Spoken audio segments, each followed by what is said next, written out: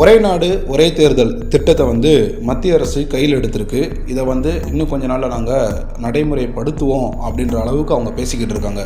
இந்த ஒரே நாடு ஒரே தேர்தல் ஒருவேளை நடைமுறைக்கு வந்தால் என்னென்ன நடைமுறை சிக்கல்கள் இருக்கும் அப்படின்றத இந்த வீடியோவில் நான் தெளிவாக சொல்ல போகிறேன்.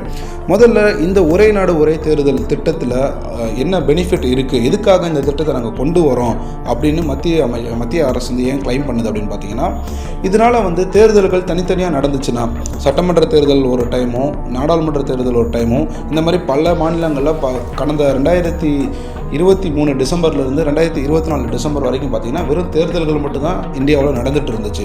ஸோ இதனால் நிறைய செலவினங்கள் நடக்குது. இதெல்லாம் நம்ம கண்ட்ரோல் பண்ணணும் அப்படின்னா இந்த ஒரே நாடு ஒரே தேர்தல் சிஸ்டமை நம்ம கொண்டு வரணும் அப்படின்னு சொல்கிறாங்க. இதுக்கு எதிர்க்கட்சிகள்லாம் என்ன சொல்கிறாங்கன்னா, ஒருவேளை ஒரே நாடு ஒரே தேர்தல் அப்படின்றது நடைமுறைப்படுத்தப்பட்டால் இது இந்தியாவினுடைய ஜனநாயகத்திற்கும் கூட்டாட்சி தத்துவத்திற்கும் அது மட்டும் இல்லாமல் நம்மளுடைய அரசியல் அமைப்புக்குமே எதிரானது. நம்ம முதல்வர் ஸ்டாலின் அவர்கள் கூட என்ன சொல்லியிருந்தாருன்னா, இது ஜனநாயகத்தை கொன்றளித்து கூட்டாட்சி தத்துவத்திற்கு எதிராக நிலைநிறுத்தப்படக்கூடிய ஒரு விஷயம்தான் இந்த ஒரே நாடு ஒரே தேர்தல் அப்படின்ட்டு அவருடைய கண்டனத்தை தெரிவிச்சிருந்தார். இப்போ நம்ம நடைமுறை சிக்கல்கள் என்ன இருக்குது அப்படின்றத பார்த்துருவோம். இந்த ஒரே நாடு ஒரே தேர்தல் அப்படின்றது ஒரே நேரத்திலேயே நாடாளுமன்ற தேர்தலையும் சட்டமன்ற தேர்தலையும் எல்லா மாநிலங்கள்லையுமே ஒரே மாதிரி ஒரே நேரத்தில் நடத்துவோம் அப்படின்றது தான் கான்செப்ட். ஸோ இப்படி நடத்துறதுனால என்ன நடக்கும் அப்படின்னா, ஆல்ரெடி இங்கே ஆட்சியில் இருக்கக்கூடியவர்கள் மக்களால் தேர்ந்தெடுக்கப்பட்டவர்களுக்கு அரசியல் அமைப்பு ஒரு உரிமையை கொடுத்துருக்கு. என்ன உரிமைனா, ஒருவேளை மக்களால் நீங்கள் தேர்ந்தெடுக்கப்பட்டு ஆட்சி அமைச்சிங்கன்னா 5 வருடம் நீங்கள் ஆட்சி செய்யணும் அப்படின்றது அவர்களுக்கு வழங்கப்பட்ட உரிமை.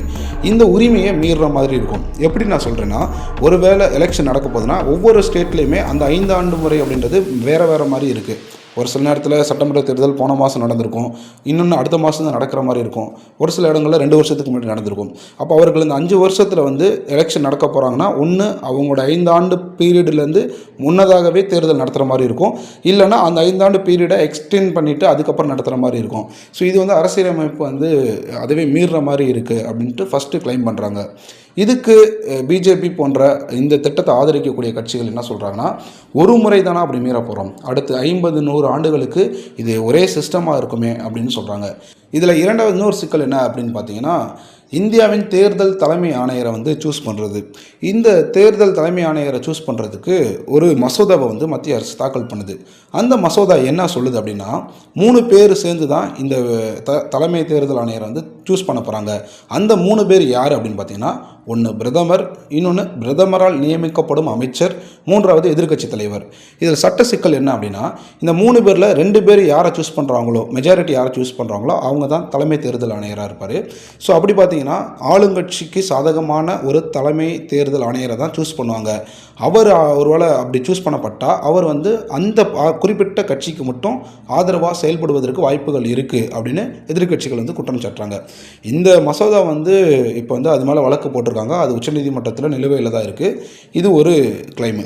இதுக்கப்புறம் இன்னொரு விஷயம் என்ன அப்படின்னு பார்த்தீங்கன்னா, ஒருவேளை ஒரே நாடு ஒரே தேர்தல் இந்த திட்டத்தை நடைமுறைப்படுத்துகிறாங்க அப்படின்னா தேசிய கட்சிகளுக்கு அது சாதகமாக இருக்கும். எப்படின்னா, ஒரே நேரத்தில் நாடாளுமன்ற தேர்தலுக்கும் சட்டமன்ற தேர்தலுக்கும் பிரச்சாரம் பண்ணணும். அப்படி பண்ணும்போது பெரிய பலம் வாய்ந்த தேசிய கட்சிகளுக்கு அது பெரிய பிரச்சனை கிடையாது.